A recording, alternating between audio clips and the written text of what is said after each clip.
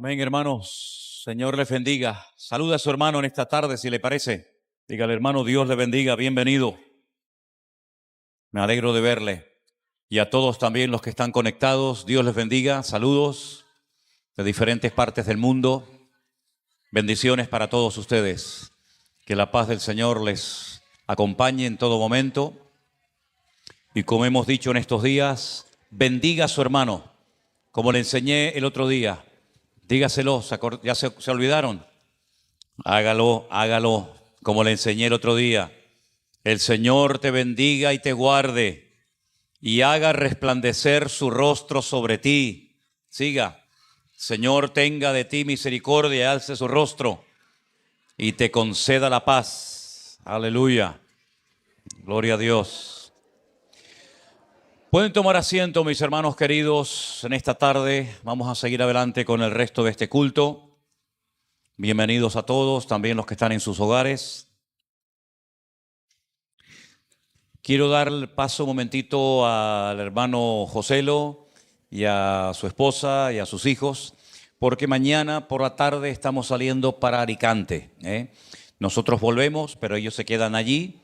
Y el día sábado estén orando, ¿vale? Estén orando por el culto del sábado, porque vamos a tener el primer aniversario de la finca y va a ir muchos hermanos y vamos a pasar allí un día sin lugar a dudas inolvidable. Me han dicho que hay muchísimo frío.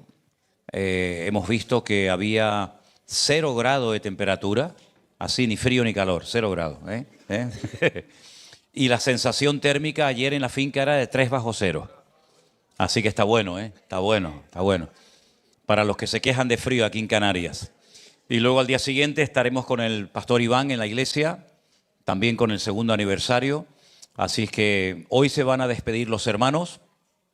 Por favor, vamos a guardar un poquito de silencio por ahí, ¿sí? Entonces, hoy se van a despedir, pero nosotros vamos a seguir orando por ellos para que en esta nueva etapa que recién van a comenzar en unos días sea dirigida y respaldada por el Señor en todo momento, y que el Señor les use y les bendiga. Como dijo el pastor Joselo, venimos a sumar, venimos a apoyar, venimos a tirar del carro juntos, así que nos comprometemos a orar por ellos y que el Señor les guarde y les bendiga y que se haga la voluntad de Dios perfecta en sus vidas. Así que, hermanos, adelante. Fuerte ese aplauso a nuestro Dios. Y claro que estaremos orando por nuestros hermanos, faltaría más. Unos son los que van, pero los que se quedan no se quedan de brazos cruzados diciendo, ¿y ahora qué hacemos? Pues orar, hermanos, apoyar la obra. Y una de las mejores maneras de apoyar la obra de Dios y a los que sirven al Señor en la obra en primera línea, sin lugar a dudas, es orar por ellos. Que el Señor les renueve las fuerzas, les bendiga, les dé bendición, les dé sabiduría, discernimiento, para que la palabra de Dios siempre llegue a los corazones como tiene que llegar, y el Señor haga la obra. Bendito sea Dios. Vamos a tener un fin de semana, yo creo que muy interesante, muy bendecido, donde van a venir, como acabo de decir, hermanos de otras partes de España para estar el día sábado. Algunos ya se van a quedar a dormir allí desde el día anterior para aprovechar el sábado y el domingo.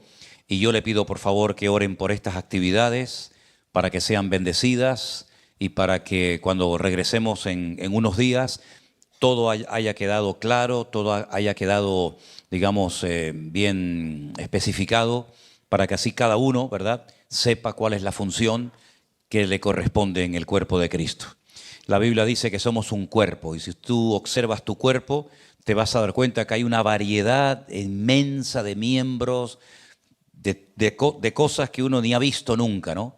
Pero sabemos que están ahí, y cuando una de ellas no funciona, pues lamentablemente hay una enfermedad, es necesario operar, intervenir, y por eso es importante que el cuerpo de Cristo, cada miembro, sepa cuál es su función, ¿verdad? Dónde Dios nos ha puesto, dónde Dios no nos ha puesto, para qué hemos sido capacitados, para qué no hemos sido capacitados, y eso no tiene que producir en nosotros frustración. Hay un muchacho en internet, yo lo veo de vez en cuando, yo no sé si es de Colombia, no estoy muy seguro, pero es un fuera de serie. Es como yo veía en Venezuela cuando era niño, lo que llamábamos el hombre orquesta. Es un tipo que toca todo, ¿sí? Él está tocando la guitarra, al mismo tiempo está cantando, pero tiene en un ladito unas armónicas, luego con el pie izquierdo le da el bombo, con el pie derecho le da no sé qué, y es el hombre orquesta. Es algo realmente increíble. Pero la cruda realidad es que no queremos, en el cuerpo de Cristo no existe el hombre orquesta. No debería de existir el hombre orquesta, sino que tenemos que repartir el juego, la carga, la responsabilidad, de tal manera que cada uno de nosotros sepa a lo que Dios le ha llamado.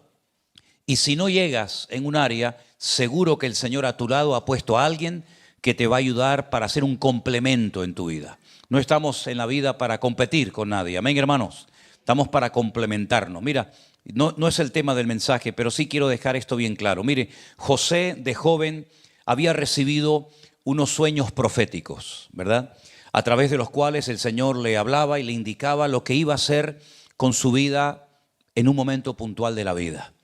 Pasaron años y aquellos sueños no se cumplían, parece que todo iba al revés, parece que todo salía mal. Sin embargo, él entendió que todo tiene su tiempo en la vida. Él era joven cuando recibió aquellos sueños, no estaba preparado ni espiritual ni físicamente para soportar aquellas presiones y aquellas cargas. El Señor tenía que prepararlo. Yo siempre digo que primeramente tenemos que ser preparados y tratados por el Señor para posteriormente servir al Señor de la forma que Él quiere y donde quiera. La Biblia nos enseña que los sueños eran verídicos, los sueños eran de Dios, pero ya digo, pasaban los años y todo seguía igual o peor. Hasta que algunos tuvieron unos sueños, luego el mismo faraón tuvo otro sueño, y entonces se dan cuenta cómo el Señor utilizó incluso a inconversos, incluso al mismísimo faraón de Egipto, para que los sueños de José se pudieran cumplir. Tenemos que orar para que Dios ponga en nuestro camino a la persona que nos va a complementar para poder cumplir con los objetivos que el Señor tiene para nuestras vidas. Llámese Faraón, llámese Ciro, llámese David, llámese Daniel, llámese como se llame. Que el Señor ponga en nuestro camino a las personas que vienen a sumar, a las personas que vienen a complementar la obra que el Señor ya ha comenzado a hacer. Y que aparte de nosotros todo aquel que venga a restar. Amén, hermanos. Todo aquel que venga a hacernos perder el tiempo. Queremos gente comprometida, gente que tenga claras las ideas y gente que diga, Señor, heme aquí, envíame a mí, donde sea y como sea. ¿Cuántos dicen amén? Así que estaremos orando porque no solamente Pastor Joselo y su esposa entran ahora en una nueva etapa, ¿verdad? Sino que en cierto sentido el ministerio también entra en una nueva etapa. Porque lo que sucede allí nos va a afectar para bien o para mal a todos, ¿verdad? La bendición de unos es la bendición de otros, ¿verdad? También Alberto y Damaris, como dije el otro día, también ellos van a entrar en una nueva etapa. Pero en cierto sentido, toda la obra, todo el ministerio de Vida Nueva también va a entrar en una nueva etapa. Porque ellos van a estar allí. Nosotros vamos a estar orando por ellos. Fíjense la cantidad de necesidades y de peticiones de oración que se nos están presentando desde los primeros días del año, ¿verdad?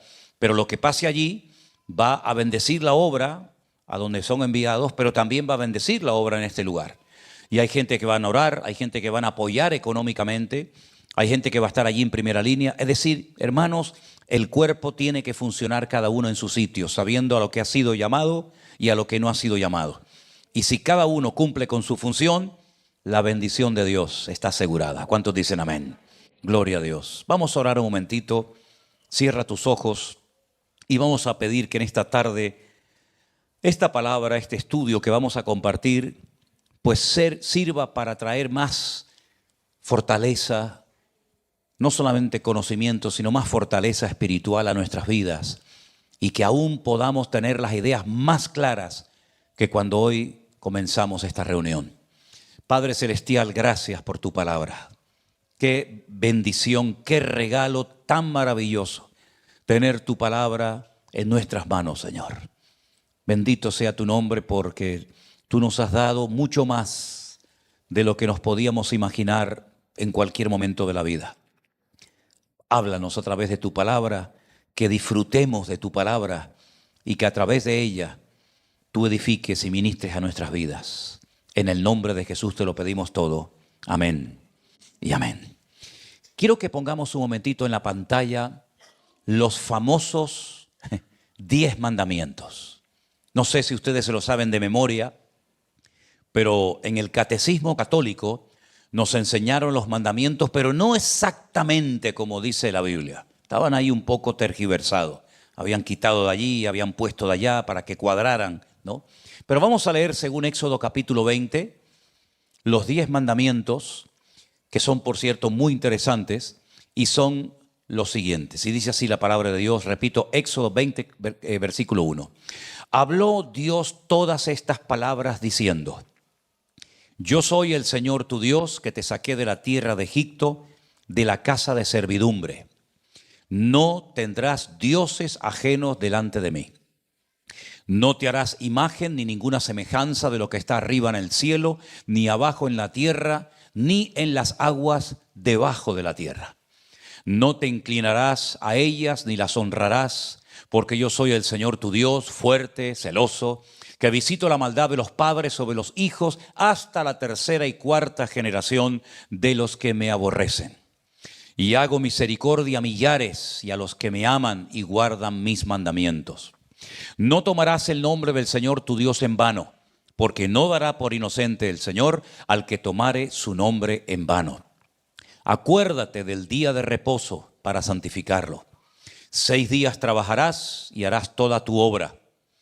Mas el séptimo día es reposo para el Señor tu Dios. No hagas en él obra alguna.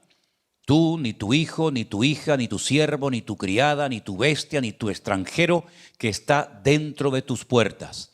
Porque en 6 días hizo el Señor los cielos y la tierra, el mar y todas las cosas que en ellos hay, y reposó el séptimo día. Por tanto, el Señor bendijo el séptimo día y lo santificó. Versículo 12. Honra a tu padre y a tu madre, para que tus días se alarguen en la tierra que el Señor tu Dios te da. No matarás, no cometerás adulterio, no hurtarás, no hablarás contra tu prójimo falso testimonio. No codiciarás la casa de tu prójimo, no codiciarás la mujer de tu prójimo, ni su siervo, ni su criada, ni su buey, ni su asno, ni cosa alguna de tu prójimo. ¿Están todos? Ahí está. Ok, perfecto. Estos son los famosos 10 mandamientos. Y algunos piensan que cuando Moisés subió a lo alto del monte Sinaí, esto fue lo único que el Señor le dio como mandamientos. Pues no es realmente así. Tengo que aclarar que no hay ni un solo versículo en el Antiguo Testamento, mucho menos en la ley de Moisés, que son los primeros 5 libros de la Biblia, que diga exactamente el número de mandamientos que hay. Se suele decir generalmente que son en total 613. Pero algunos dicen, pero hay mandamientos que están repetidos o explicados en otra parte. ¿Se cuenta entonces como otro mandamiento o como parte del mismo?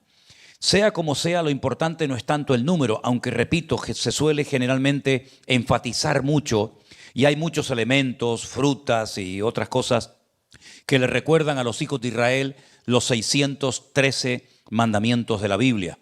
Ahora, esos mandamientos que están en los primeros 5 libros de la Biblia, por cierto, ¿cómo llamamos nosotros los creyentes a los primeros 5 libros de la Biblia? El Pentateuco, ¿verdad? En hebreo se llama Humash, que viene del número Hamesh, que es el número 5. También se conoce como la ley o como la Torá, la instrucción que Dios le dio al pueblo de Israel en las faldas del monte Sinaí para primeramente proteger y guiar al pueblo. El pueblo había salido de un país politeísta, habían salido de la esclavitud. Aunque muchas veces decimos, no, el pueblo de Israel estuvo 400 años como esclavo en Egipto. No es cierto. Estuvieron 400 años, pero no siempre fueron esclavos.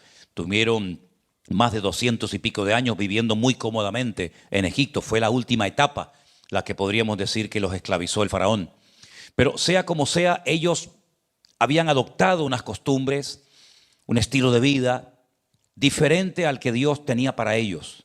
Entonces, en esos 613 mandamientos, Dios lo que quiere es proteger al pueblo, cambiar la mentalidad de ellos para que cuando entren a la tierra prometida o a la tierra de Canaán, que por cierto no estaba vacía, sino habitada por 7 naciones, y muchas de ellas las conocen, los jebuseos, los fereceos, etcétera, etcétera. Ellos estaban llenos de costumbres paganas, llenos de idolatría, llenos de imágenes. Entonces, a través de los 613 mandamientos, ellos tenían que saber que su estilo de vida no podía ser el estilo de vida de los habitantes de Canaán. Es más, el Señor les advirtió en muchas ocasiones que no se conviertan ustedes a ellos, no los imiten a ellos en nada. Al contrario, que ellos se conviertan a vosotros y que ellos sigan vuestras creencias y vuestras costumbres y no ustedes a las de ellos. En segundo lugar, el pueblo de Israel tenía que entender qué es lo que Dios consideraba pecado. Y a través de la ley, el apóstol Pablo dice que viene el conocimiento del pecado. ¿Cómo sé yo lo que a Dios le agrada y lo que a Dios no le agrada? ¿Cómo sé yo, como creyente, incluso en la actualidad, que esto está mal y esto está bien? ¿En qué me baso?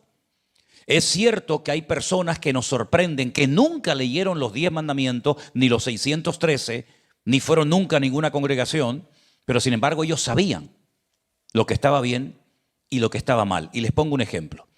José se negó a acostarse, a mantener relaciones sexuales con la esposa del amo, del hombre que lo había comprado, de Potifar. Porque él dice, ¿cómo voy yo a pecar contra mi Dios? Él nunca había leído ningún mandamiento que prohibiera mantener relaciones sexuales con la esposa de un hombre casado. Pero ¿cómo lo sabía él que eso no le agradaba a Dios? Bueno, la comunión que tenía evidentemente José con el Señor era tan elevada que sin necesidad de conocer la ley de Moisés, él sabía cómo era el corazón de su Dios y sabía perfectamente que eso no se podía hacer.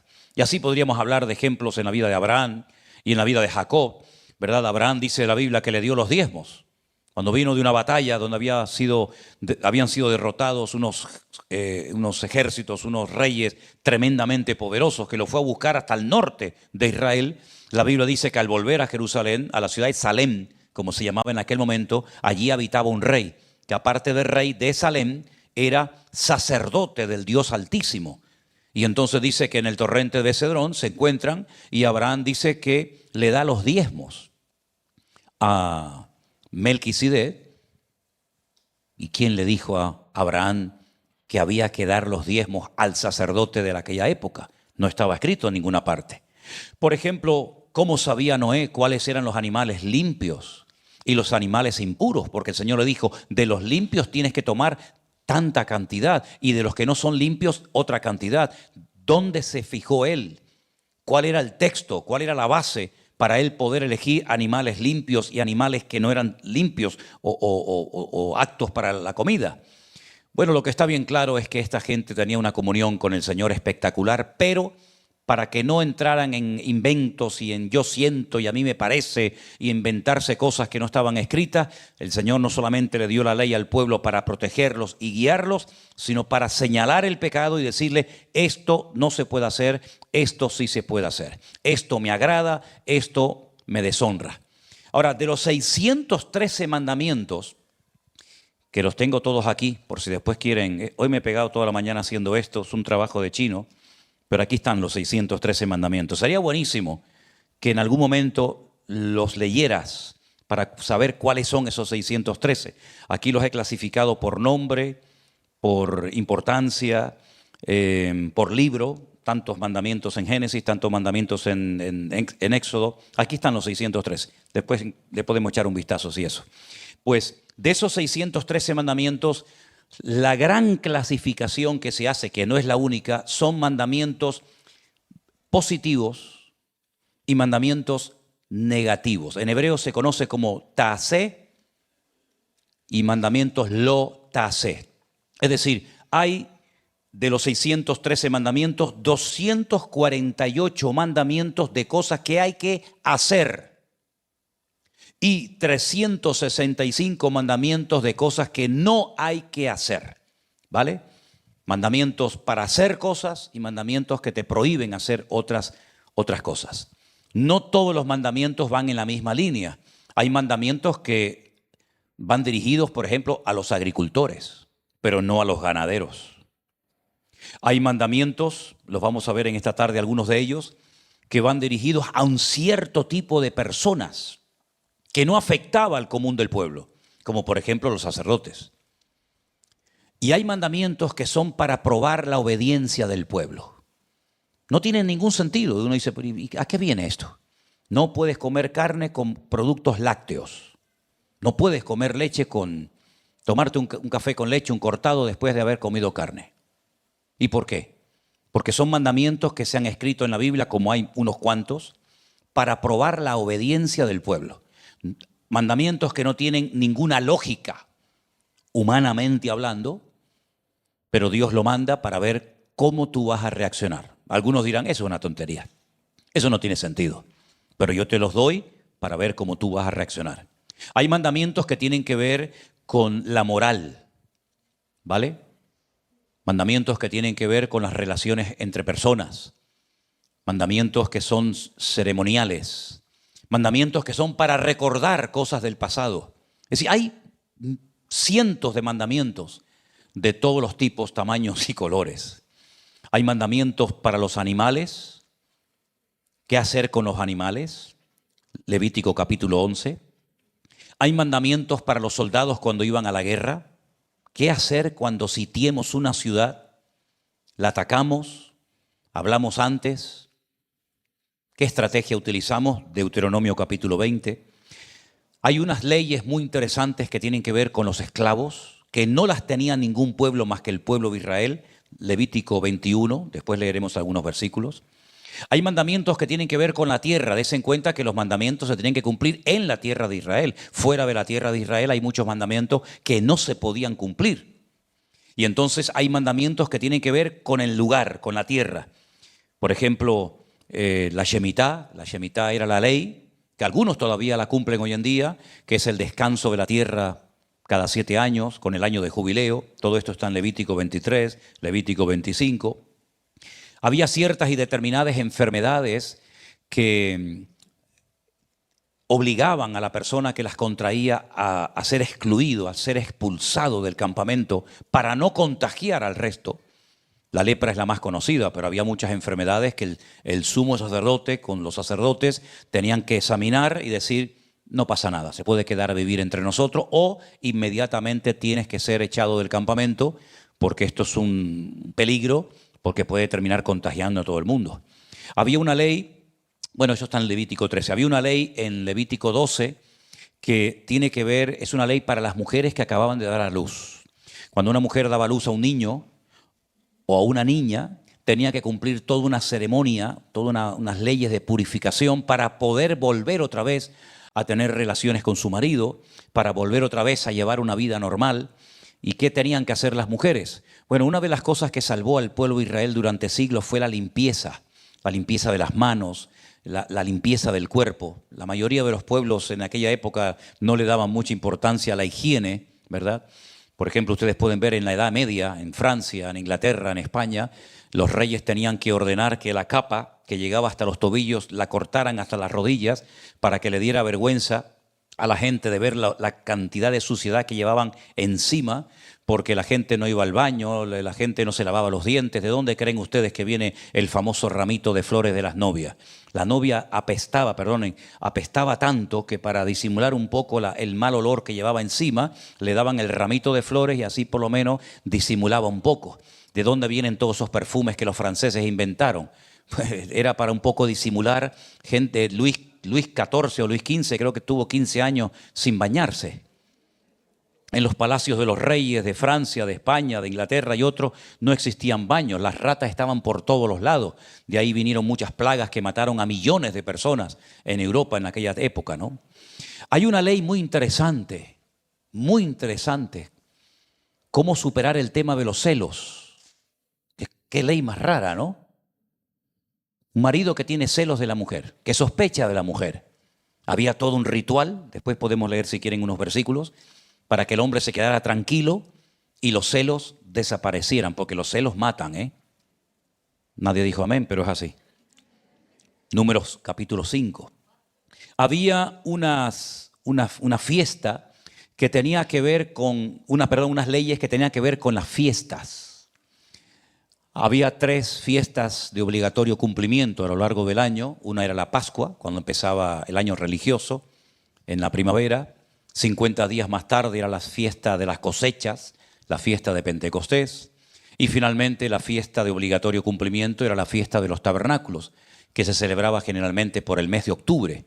Luego hay otras fiestas que los rabinos han incluido en su calendario religioso, como por ejemplo leer el pergamino de Esther en la época de Purim, la fiesta famosa de Hanukkah, que acaban de terminarla hace poquito, y otras fiestas. Vamos a comenzar a leer en Levítico capítulo 19 una serie de leyes muy interesantes. Y mientras van buscando este capítulo, permítame decirles que el famoso rabino Saulo de Tarso dijo que nadie puede cumplir la ley de Dios. Ni podían en el pasado, ni pueden en el presente. Y la pregunta es, ¿por qué? Primero, porque la ley de Dios es perfecta y nadie es perfecto. Así de claro. La ley apuntaba a la necesidad de un redentor, alguien que pudiera cumplir con toda la ley, porque no hay ningún ser humano que pueda cumplir con todos los requisitos de la ley, porque la ley refleja el carácter, la santidad de Dios. Y por lo tanto, ¿quién puede vivir como Dios, siendo humano, finito y limitado? Absolutamente nadie. Solamente el Señor Jesucristo, dicho sea de paso, fue el único que pudo cumplir con toda la ley del Antiguo Testamento de Moisés, y a través de Cristo nosotros hemos sido justificados no por las obras de la ley, sino por la obra de Cristo. ¿Cuántos dicen amén?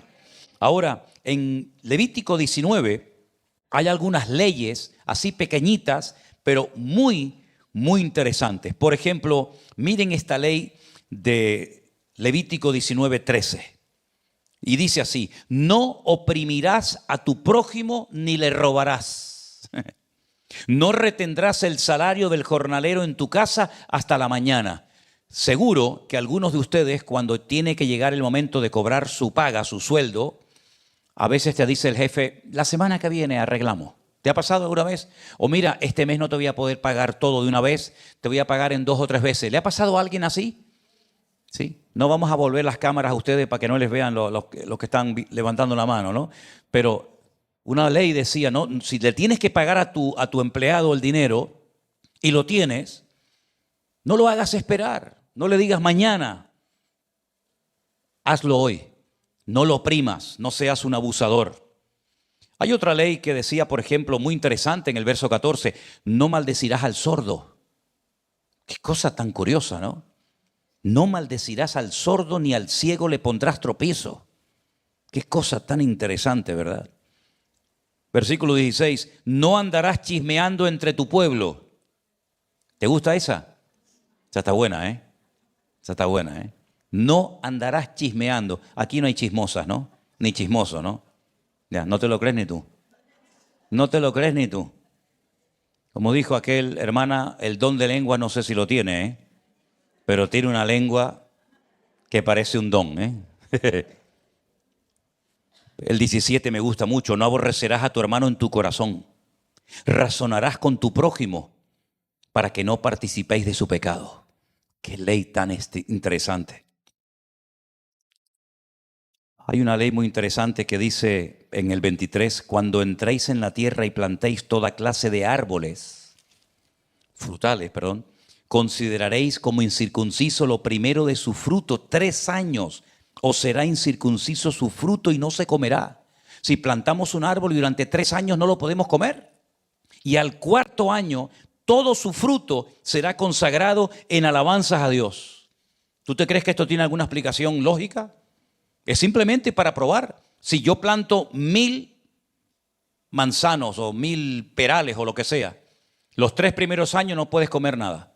Y el 4º tampoco. El 4º coges toda la fruta y la llevas al templo y se la consagras al Señor.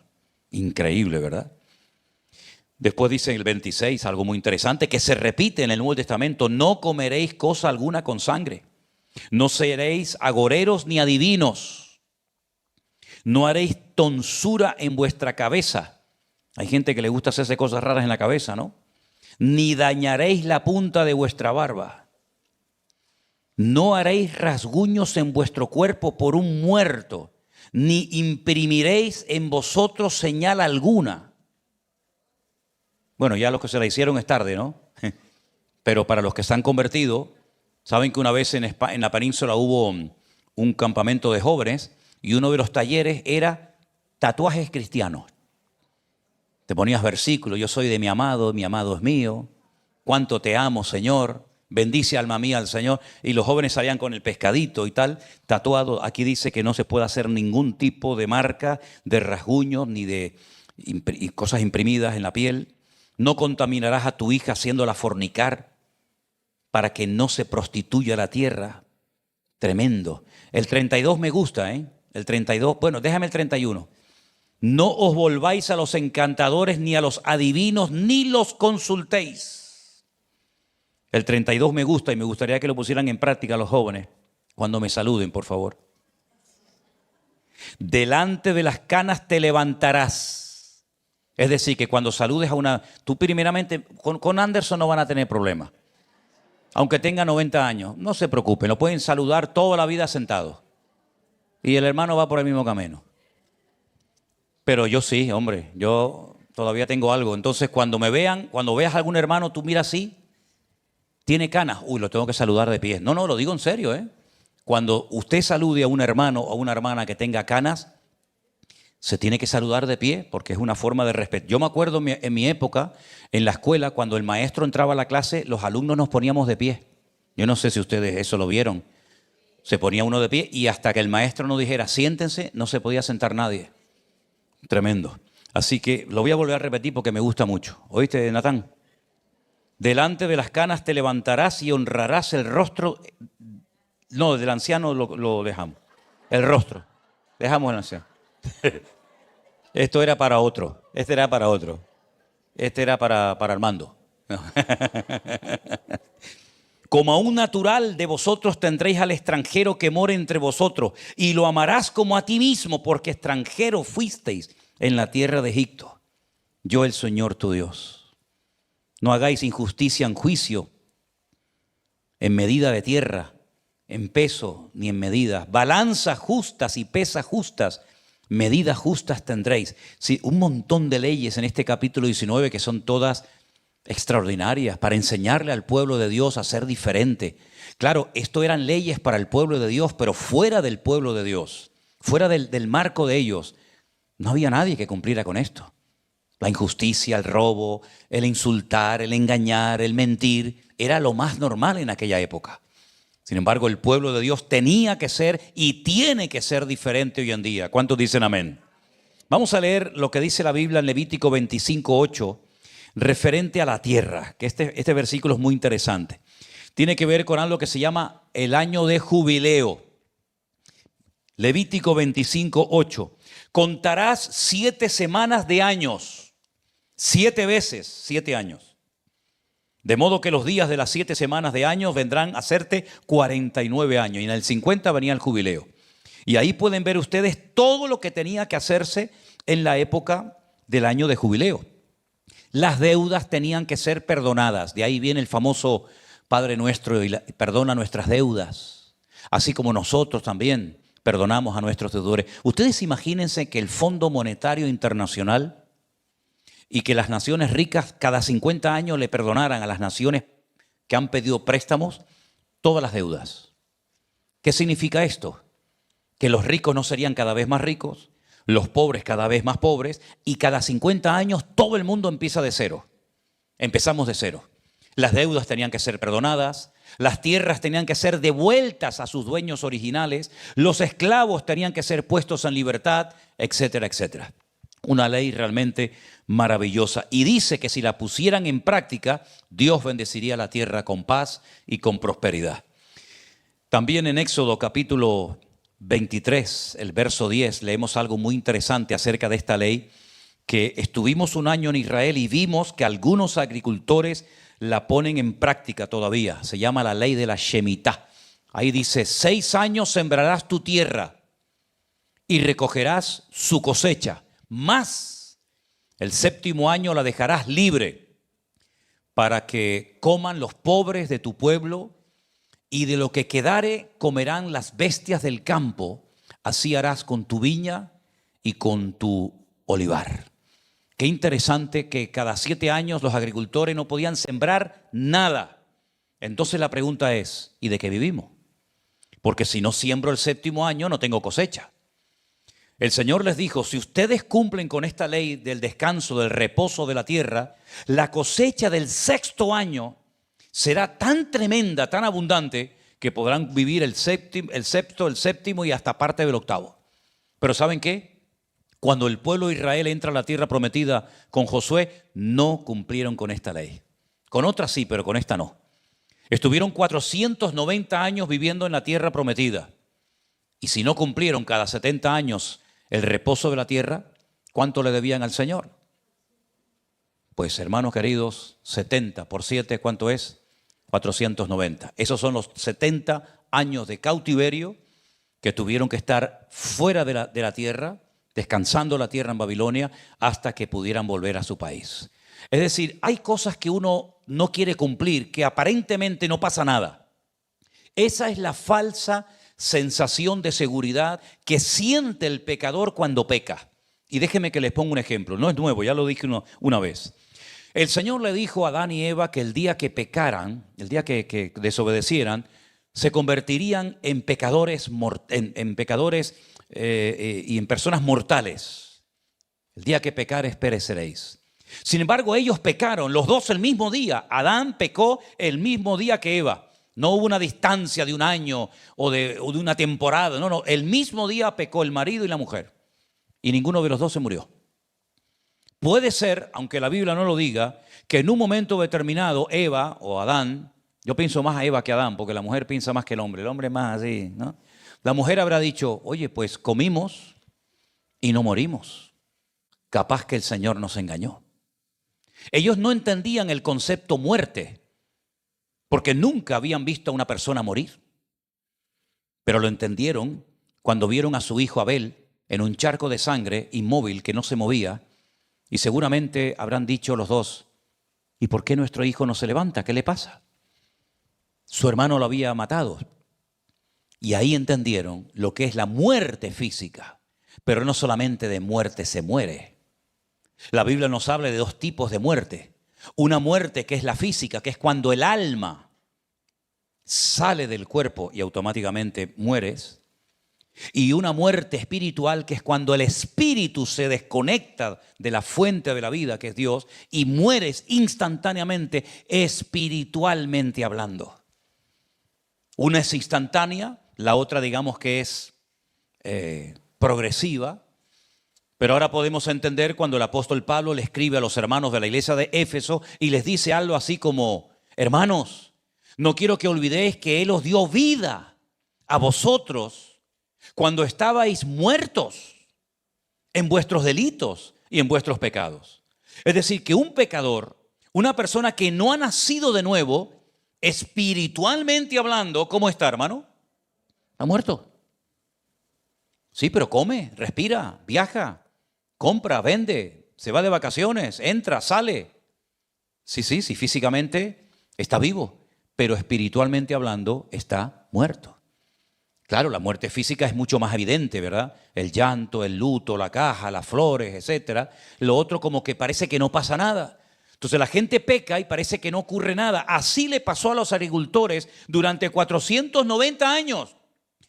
No hemos descansado la tierra, no hemos practicado la ley del reposo de la tierra. ¿Y qué ha pasado? Nada. Seguimos con vida, seguimos teniendo nuestra vida, nuestros hijos, nuestros animales, hasta que Dios dijo basta. Y se los lleva al cautiverio porque le debían a Dios 70 largos años de obediencia. Entonces la obediencia trae bendición. La desobediencia, ya sabemos todo lo que sucede. Ahora vamos a leer también en esta noche en Levítico capítulo 21, algo tan interesante que en aquellos tiempos era algo totalmente desconocido para las naciones de la tierra, y era darle la posibilidad a los esclavos de poder recuperar su libertad.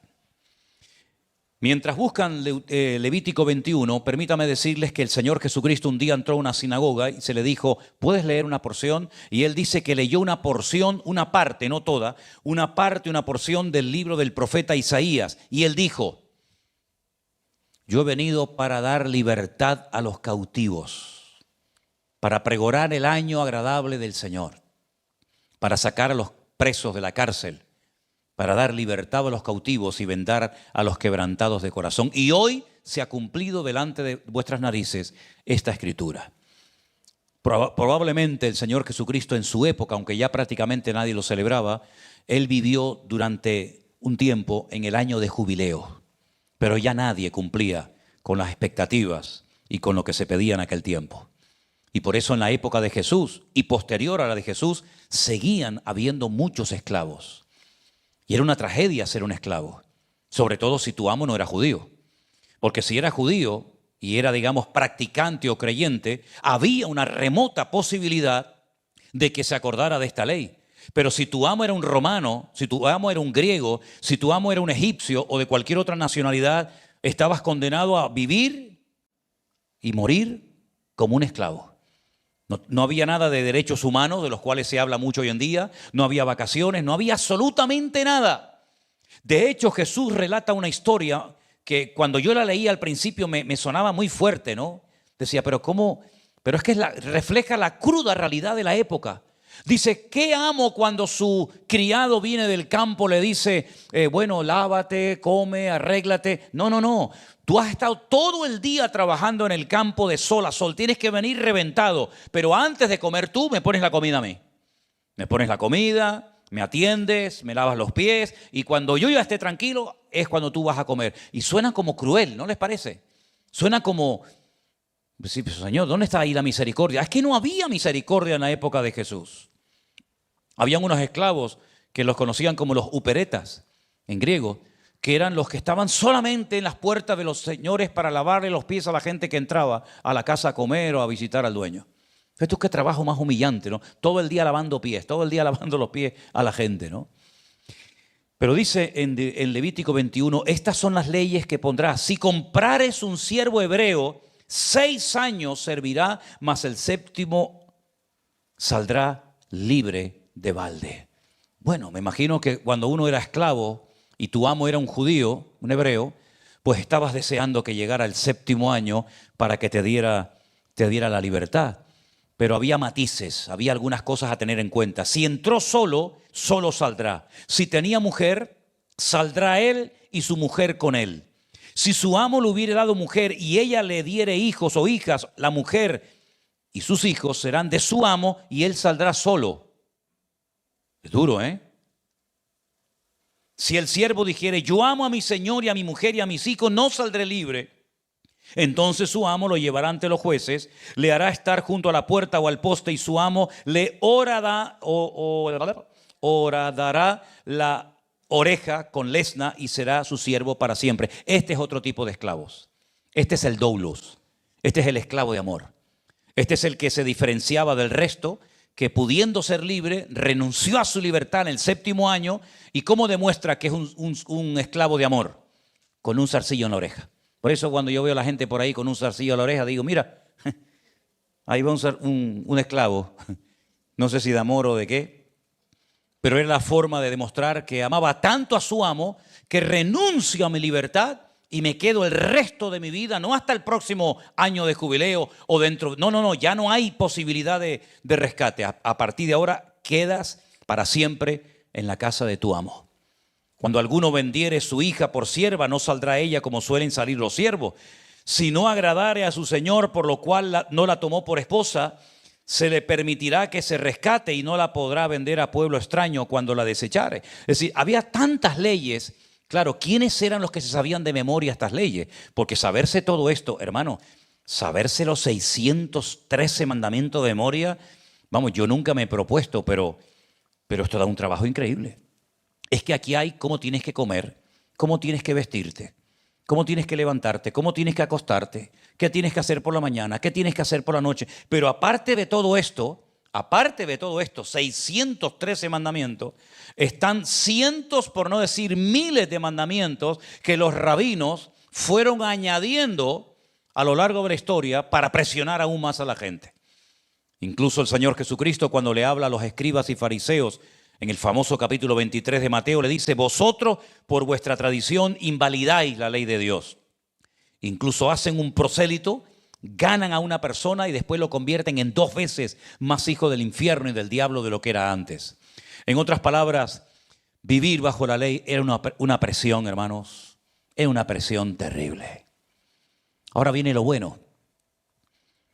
Le preguntaron una vez al Señor, Señor, y de los 613 mandamientos, mira que hay, mira que hay mandamientos, ¿cuál es el más importante? Si tuvieras que quedarte con uno, ¿con cuál te quedarías? ¿Con el de reposo de la tierra? ¿Con las mujeres que se tienen que purificar cuando van a luz? Dime, de todos los 613, para ti, ¿cuál es el más grande y más importante? Y él dijo algo que se conoce como el Shema. Amarás al Señor tu Dios con toda tu alma, con todas tus fuerzas, con todo tu corazón y con todas tus fuerzas. En hebreo dice, con todo tu corazón, corazón. Es decir, que no haya rincones en tu vida reservados para ti.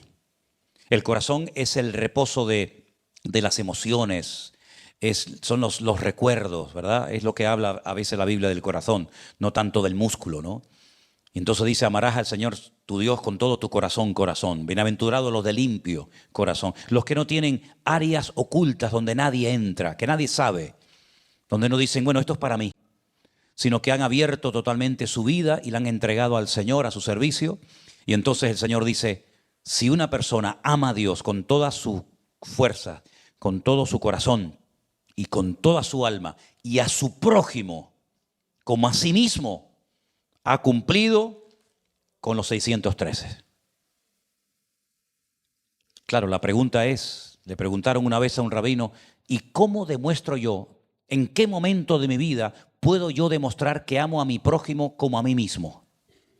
Me gustó la respuesta, no sé si estarán de acuerdo con ella, pero me gustó la respuesta de este rabino cuando le preguntaron, repito, ¿dónde, en qué momento de la vida una persona puede amar a su prójimo como a sí mismo? ¿Y saben lo que respondió?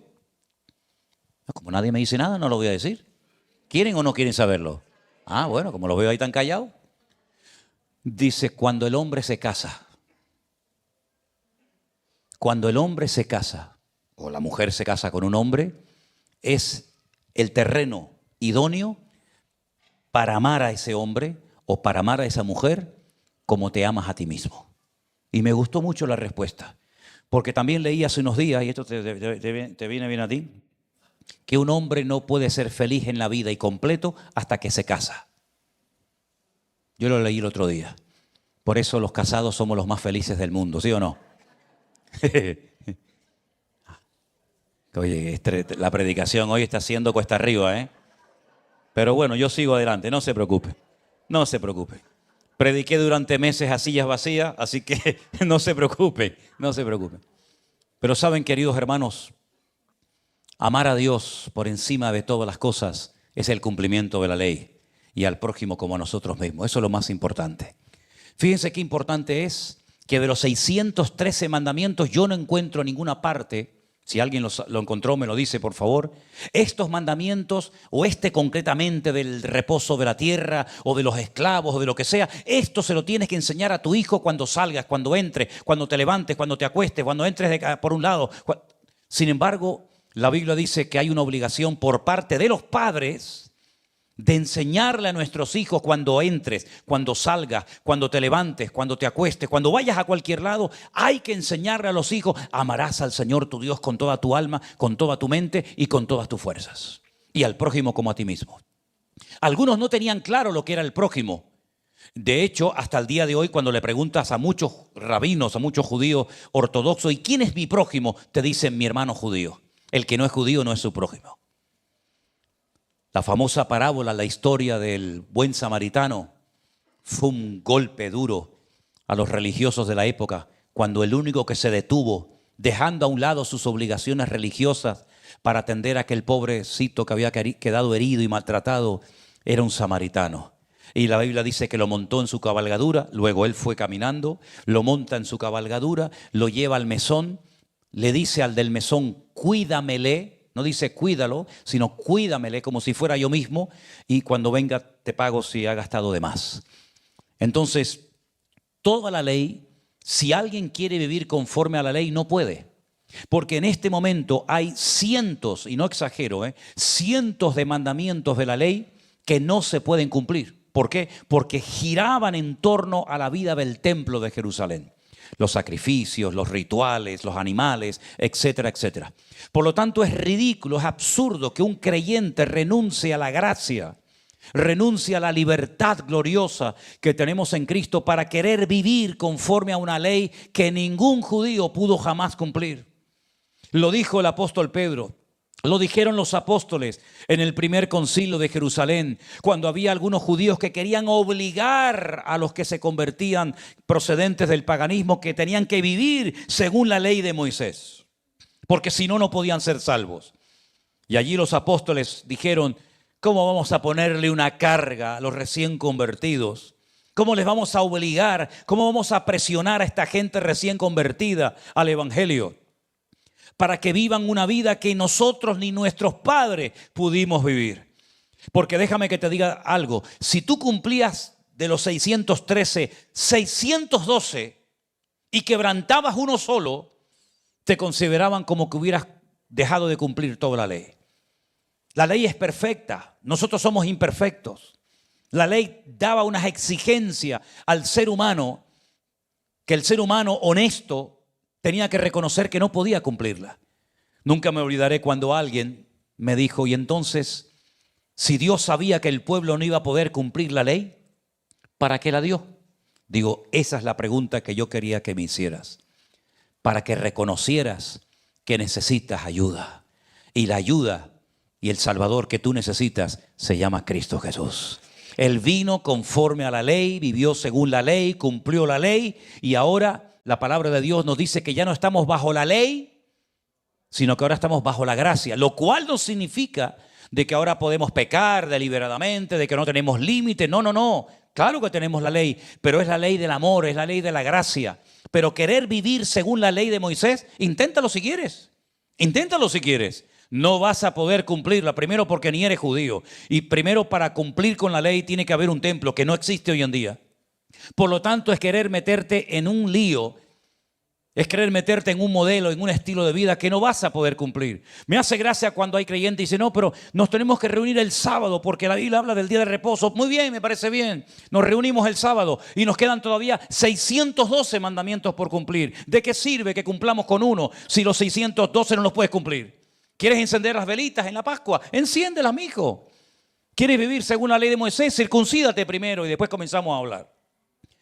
Pero aunque cumplieras con 612, que no vas a poder cumplir, la palabra de Dios nos enseña que por las obras de la ley ningún ser humano va a ser justificado delante de Dios. ¿Dónde dice eso? En Gálatas. En Gálatas dice literalmente: por las obras de la ley nadie va a ser justificado. Es más, Dios demostró antes de la ley que hay otra forma de ser justificado. Y te voy a poner un ejemplo que es el clásico, el correcto, para que entiendas cómo una persona sin cumplir con la ley puede ser justificado delante de Dios. La Biblia nos enseña que Abraham se llamaba primeramente, fue justificado por la fe, no por las obras de la ley. Moisés nació siglos después de Abraham. Abraham en su vida leyó el Antiguo Testamento.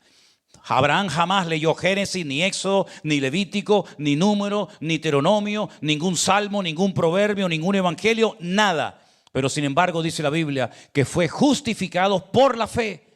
Y entonces lo que nos enseña la Biblia es que hay una forma de ser justificados aparte de la ley, y es por la fe. ¿Por la fe en quién? Por la fe en Cristo Jesús, el Cordero de Dios que quita el pecado del mundo. La Biblia nos enseña que Abraham es el padre de la fe y fue justificado delante de Dios por las obras, no por las obras de la ley, sino por la fe. Y nosotros somos por la fe hijos de Abraham. Y la palabra del Señor nos enseña que Abraham llegó incluso a entender el ministerio del Señor Jesucristo. El mismo Señor Jesucristo, cuando estaba un día siendo confrontado por los líderes religiosos de la época, le dijeron: pero tus discípulos no hacen esto y no hacen lo otro y no se lavan y esto y no sé cuál. Y había un lío ahí tremendo, y entonces ellos dicen: es que nosotros somos hijos de Abraham. Y Jesús les dice, ¿ustedes son hijos de Abraham? Si ustedes realmente fueran hijos de Abraham, ustedes tendrían que creer en mí. Porque Abraham vio mis días. Y le dijeron, ¿cómo que Abraham vio tus días? Si tú no tienes ni 40 años. Y Abraham vivió hace siglos. Dices que yo soy antes de Abraham. Y ya los volvió locos. Yo soy antes de Abraham. Ustedes no son hijos de Abraham. Ustedes son hijos de vuestro padre, el diablo. ¿Sabe lo que es hablarle a un judío en estos términos, hermano? ¿Sabe lo que decirle a un judío en la cara? Tú no eres hijo de Abraham, sino del diablo. No te puedes ni imaginar la reacción que puede tener en ese momento una persona que oiga estas palabras. Así era lo que le dijo el Señor Jesucristo. Claro que Abraham vio al Señor Jesucristo y habló con él. Y si no, aquella visita de aquellos 3 que fueron a su casa. Y Abraham salió corriendo y se postra y le dice, Adoní, Adoní. ¿A quién se le llama Adonai? ¿A quién se le llama Adoní, mi Señor? No se le llama en hebreo a una persona Adonai ni Adoní. En español tenemos Señor con mayúscula y Señor con minúscula. Cuando nos referimos al Señor Dios Todopoderoso, nosotros en nuestro idioma ponemos la palabra Señor en mayúscula. Pero en hebreo no existen ni mayúsculas ni minúsculas. Entonces, ¿cómo se diferencia cuando le digo Señor o le digo Señor? Por la palabra, hay un término para explicar si le quiero decir a un Señor, Señor, o le quiero llamar a mi Señor, Señor. Y es la palabra Adonai. La palabra Adonai es la palabra que se emplea única y exclusivamente para dirigirse al Señor Dios Todopoderoso. Y si quieres que ese Señor sea tu Señor, le llamas Adoní y le metes la I al final, Adoní. Y eso fue lo que dijo Abraham cuando vio a aquellos 3 que se postró ante ellos y le dijo, Adoní. Y se postra ante ellos y 2 se van y el otro se queda. Y ahí vas a darte cuenta cómo el Señor le reveló a Abraham lo que iba a pasar en el futuro, lo que iba a pasar con Sodoma y Gomorra, etcétera, etcétera, etcétera. Es interesante notar que en el libro de Hebreos, no en el Antiguo Testamento, sino que en el libro de Hebreos dice que Abraham salió sin saber a dónde iba. Ustedes cuando esta tarde se arreglaron para venir aquí, sabían a dónde venían, ¿sí o no? Se arreglaron, buscaron un aparcamiento, dieron vueltas hasta que llegaron a este lugar. Pero Abraham salió de su casa y si alguien le preguntaba, ¿a dónde vas? Él dice, no sé. ¿Cómo que no sabes? Dios, mi Señor, me ha llamado y me ha dicho que salga, que deje atrás todo, tierra, familia, amigos, parentela, herencia, y a una tierra que Él me va a regalar, a un país entero que Él me va a regalar, pero todavía no sé dónde está. Me lo dirá por el camino. Salió sin saber a dónde iba. Pero en el libro de Hebreos, el autor, quien quiera que haya sido, dijo algo increíble. Abraham salió porque salió buscando la ciudad cuyo arquitecto y fundador es Dios. Eso lo dice la Biblia. Abraham salió buscando una ciudad cuyo arquitecto y fundador es Dios. Y yo pregunto esta tarde, ¿y qué ciudad es esa? Cuyo arquitecto y fundador es Dios. Si ustedes algún día van a Jerusalén, y algunos han ido conmigo en alguna ocasión, cuando les llevo al Museo del Templo, les digo, fíjense bien nada más entrar a la derecha, un cuadro enorme que hay, enorme, donde se ve en un altar a una persona que es Isaac amarrado para ser sacrificado, Abraham con el cuchillo en alto, pero está mirando al cielo y se ve una ciudad de oro, una ciudad de oro. Eso no lo dice el Antiguo Testamento, sino el Nuevo Testamento, y ellos dicen que estaba buscando el templo de Jerusalén. Pero el templo de Jerusalén Abraham nunca lo conoció ni le hacía falta absolutamente para nada. Abraham lo que buscaba era la ciudad cuyo arquitecto y fundador es Dios. Y esa ciudad es revelada por primera vez en Apocalipsis capítulo 21 y capítulo 22, donde se nos dan los materiales, las medidas, las personas que van a vivir en ella y las características de esa ciudad. Y curiosamente recibe el nombre de la Nueva Jerusalén, cuyas calles son de oro, las puertas son de perla, etcétera, etcétera. Esa era la ciudad que estaba buscando Abraham. Luego, ¿ya existía antes de que Cristo viniera al mundo?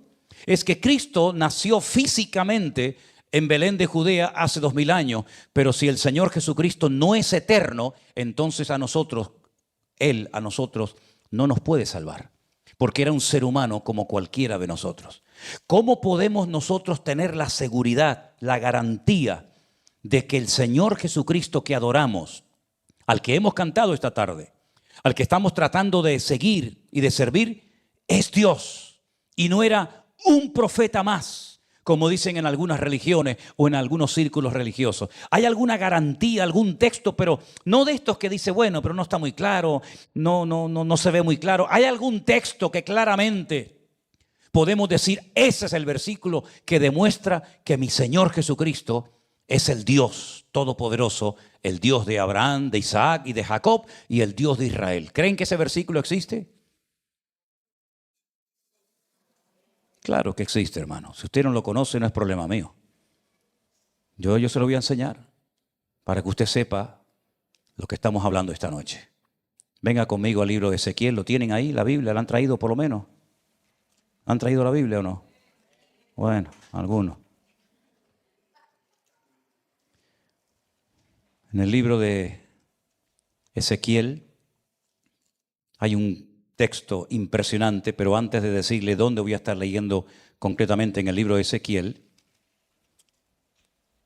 ¿usted recuerda cuando el Señor Jesucristo entró triunfalmente a la ciudad de Jerusalén? ¿En qué entró montado el Señor? ¿En un pollino de qué? De asno. Ok. Entró montado en un pollino de asno. Ezequiel capítulo 44, versículo 1 y 2.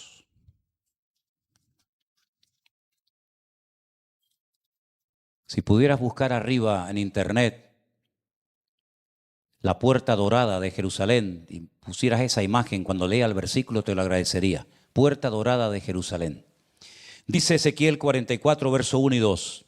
Me hizo volver hacia la puerta exterior del santuario. Dios está hablando con el profeta Ezequiel cuando está en el cautiverio en Babilonia. Le muestran una visión esto. Me hizo volver a la puerta exterior del santuario, la cual mira hacia el oriente. ¿El oriente cuál es? Es el este. Oriente y occidente. Y esa puerta estaba cerrada. Pero un momento. Ezequiel está en Babilonia y las murallas ya han sido destruidas. Jerusalén ya no existe. El templo ha sido saqueado. Ya no hay murallas, ya no hay puertas, ya no hay nada. Pero sin embargo, en visión, el Señor le dice a Ezequiel, Ezequiel, mira esto. Y le muestra la puerta exterior del santuario, la que mira hacia el oriente y dice, estaba cerrada. Esa es la puerta del oriente. Déjala, no la quites, déjala ahí.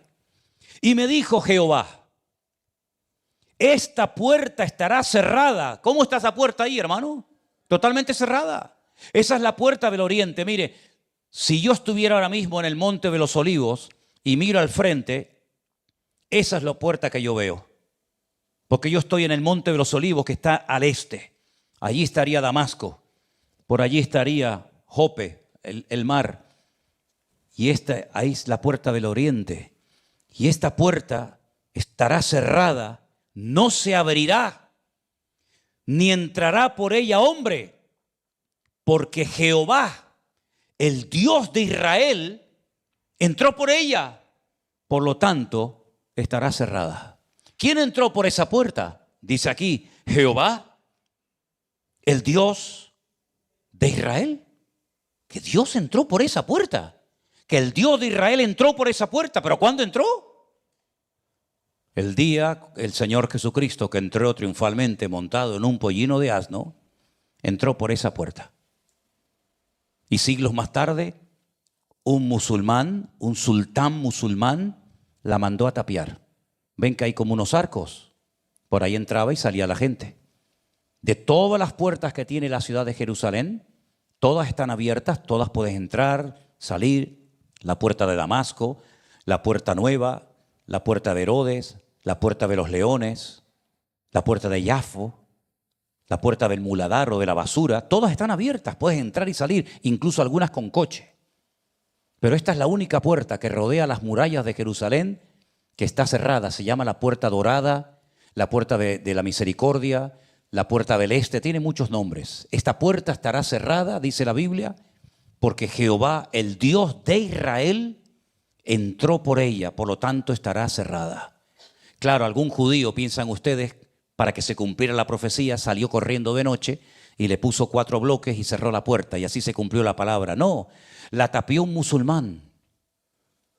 Y delante de la puerta, no sé si se ve bien, ven un montón de lápidas. Puso un cementerio para que nunca más el Mesías de Israel pueda entrar, ni los sacerdotes puedan pasar por esa puerta, porque no pueden entrar por cementerios, porque la ley de los sacerdotes, que no la hemos leído esta noche, le impedía a los sacerdotes tener contacto con muertos. Y por eso pusieron un cementerio musulmán. El otro día lo recorrimos de punta a punta, ¿verdad? Y estuvimos ahí pegados en la puerta. Dentro de unos días volveremos a estar ahí otra vez. Y ahí le pueden demostrar a ustedes a cualquiera que dice, pero el que entró montado en un pollino de asno era el hijo de José y María, ¿no? Sí. Pero aquí dice que por esa puerta entró Jehová, el Dios de Israel, y por lo tanto esa puerta estará cerrada. ¿Quieren ver si la palabra de Dios es verdad o no? Si se cumple o no.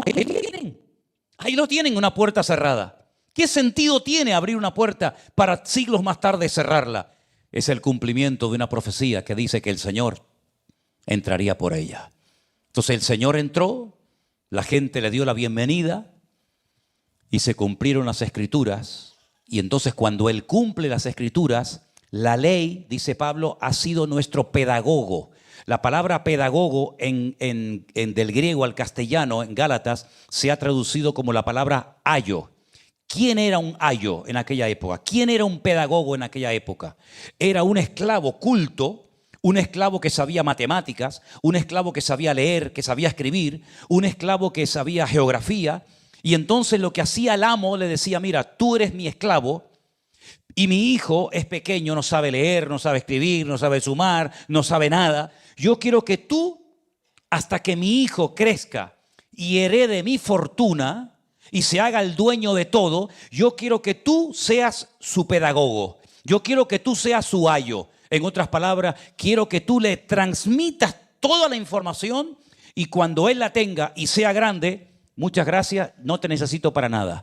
Y Pablo hace esta comparación y Pablo dice, así como en aquella época estaba la costumbre de utilizar a un esclavo culto, un pedagogo, un ayo, para transmitirle la información a este chiquitín que no sabe nada, hasta que crezca y ya tenga el conocimiento adquirido, así Dios ha utilizado un ayo, un instrumento, para darnos información. ¿Qué es lo que Dios quiere? ¿Qué es lo que Dios no quiere? ¿Qué hay que hacer? ¿Qué no hay que hacer? Y ese instrumento, ese ayo o pedagogo se llamó la ley de Moisés, la Torá de Moisés. Y entonces durante siglos y siglos el pueblo de Israel adquiría el conocimiento. No se puede matar, no se puede fornicar, hay que dejar reposar la tierra, tenemos que lavarnos las manos antes de comer, no podemos tener contacto con muertos, hay que echar al leproso para que no se nos contagie a los niños con su enfermedad. Y así como ellos adquirieron toda esa sabiduría y todo ese conocimiento, cuando viene el Mesías, que es el heredero del Padre, somos coherederos con Cristo. Gracias, ley, por haberme enseñado, gracias, Torá de Moisés, por haberme instruido, pero ya no te necesito. Porque ahora lo tengo a Él y teniéndolo a Él estoy completo en Dios. Y ya mi vida no necesita, no se hace, no se toca, no mires para allá, no mires para acá, camina, lávate las manos. Ya no necesito porque ahora el Espíritu de Él que mora dentro de mí me da testimonio de que soy un hijo de Dios. Y entonces no es que esté sin ley, no es que sea un salvaje. Yo puedo hacer lo que me da la gana. No, es que el Espíritu que mora en ti te pone el deseo de Cristo. Y comienzas a darte cuenta que ya no miras las cosas como antes las mirabas. Ya no tienes los impulsos carnales que antes tenía. ¿Por qué? Porque ahora no es que no se puede mirar, no se puede tocar, no te hagas esto. No, ya no necesito tanta letra, déjeme ya de letra. Ahora lo que tengo es una comunión, una relación con Él. Y así como Abraham sabía lo que era pecado y lo que no era pecado, y así como José sabía lo que estaba bien y lo que estaba mal, ahora nos vuelve a pasar a nosotros que tenemos la presencia del Señor en nuestros corazones y cuando estamos viendo algo, yo digo, esto no lo puedo ver, porque todo me es lícito, pero no todo me conviene. Porque ahora no es que Él está allí y yo estoy aquí y no me ve. ¿Dónde está? No es que me oculté porque tenía miedo, no. Ahora sé que Él está dentro de mí, conmigo y en mí, y por eso yo puedo saber en todo momento que esto no le agrada a mi Dios, o sí le agrada al Señor. Porque los verdaderos hijos de Dios no son los que son guiados por papeles, por tinta y por leyes escritas en piedra, sino escritas en corazones de carne. Porque dice el Señor, en los postreros días haré un nuevo pacto, pero no como lo hice con los hijos de Israel, que lo quebrantaron y que lo escribí en piedra, sino que ahora escribiré mis leyes en vuestros corazones, lavados, comprados y redimidos por la sangre de Jesucristo. Entonces no es que estemos sin ley, no. Tenemos una ley aún más estricta que el Antiguo Testamento. Porque en el Antiguo Testamento tú podías mirar a una mujer y codiciarla y no era pecado. Era simplemente no te acuestes con ella, no forniques, no adulteres, pero yo la puedo mirar y imaginarme 20.000 cosas. En el Nuevo Testamento no. En el Nuevo Testamento dice, si miras y codicias en tu corazón, ya pecaste, amigo. ¿Te das cuenta cómo va mucho más allá?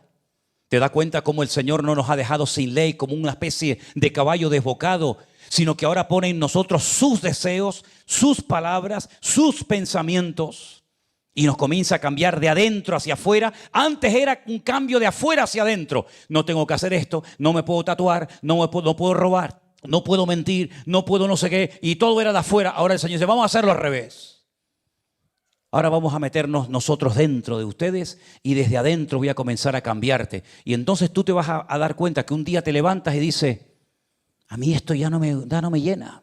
Y era lo que te dominó toda la vida. Y ahora tú dices, esto me da asco. Y ya no me llena. Y ya no me satisface. ¿Por qué? Porque ahora tienes un anhelo diferente. Porque ahora tienes a Cristo en tu corazón. Y ahora lo sientes. Esta gente no sentía a Dios.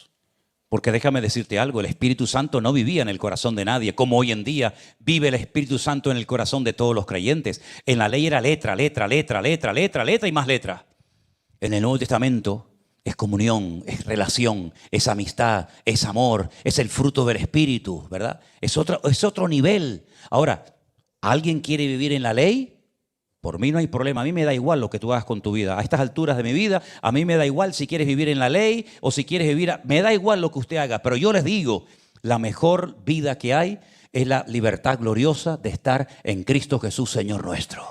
Donde yo no tengo que ir a un templo a presentar un sacrificio de un animal para que ese pobrecito animal muera en mi lugar. No. Yo no tengo ya que ir a nadie a pedirle perdón a través de un sacerdote, a través de una cabra, a través de una oveja, sino ahora dice, venid a mí, directamente los que estáis trabajados y cargados, que yo personalmente me encargaré de darte paz y descanso y alivio para tu alma.